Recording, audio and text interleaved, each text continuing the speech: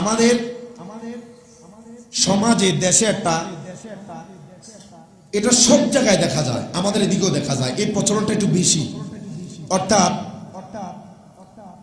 দেখবেন সাহারির সময় অনেক মসজিদে সাহারির শেষ সময় আজান দিয়ে দেন। কথা কন না যে আপনারা? আমাদের মসজিদে কি এমন করা হয় নাকি? এটা করা যাবে না।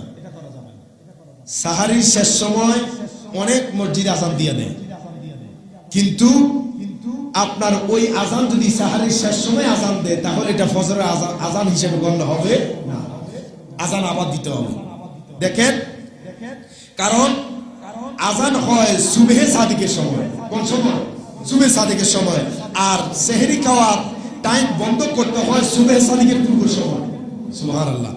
এই জন্য সব জায়গায় ক্যালেন্ডার দেওয়া হয়, সময় দেওয়া হয়। কেন জানেননি? কারণ মাগরিবের সময় ইফতার করবেন, ওই সময় তো আজান দিলে সবাই খানা খায়। কিন্তু সেহরির সময়টা এই জন্য দেওয়া হয় কারণ সেহরির শেষ সময় একটা, আজান দেওয়ার টাইম আর একটা। আজান সেহরির শেষ সময় থেকে মিনিমাম দেখবেন 4 থেকে 5 মিনিট ডিফারেন্স থাকে, কারণ আজানটা হবে সুবহে সাদিকের সময় আর সেহরির শেষ সময় হবে আপনার সুবহে সাদিকের আগে। এই জিনিসগুলো মাথায় রাখতে হবে। যদি কেউ এরকম করে থাকে তাহলে কিন্তু আজান আবার ফজরের সময় আবার দিতে হবে, এটা মাথায় রাখতে হবে। অনেক জায়গায় জানায় দিবেন, কারণ সেহরির শেষ সময় একটা, এটা টাইম দেওয়া হয়েছে। এখন আর একটা জিনিস বলা থাকে, অনেকে যদি চিন্তা করেন যে এখন তো আজান দিল না, আমি আর কতক্ষণ খাই না, রোজা ভেঙে যাবে, ইচ্ছাকৃতভাবে রোজা ভাঙবে।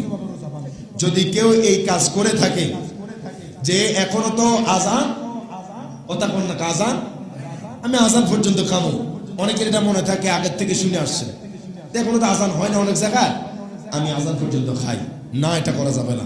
সেহরির টাইম শেষ সময় দেখে আপনার খানা খেতে হবে, এর পূর্ব মুহূর্তে খানা শেষ করে ফেলতে হবে।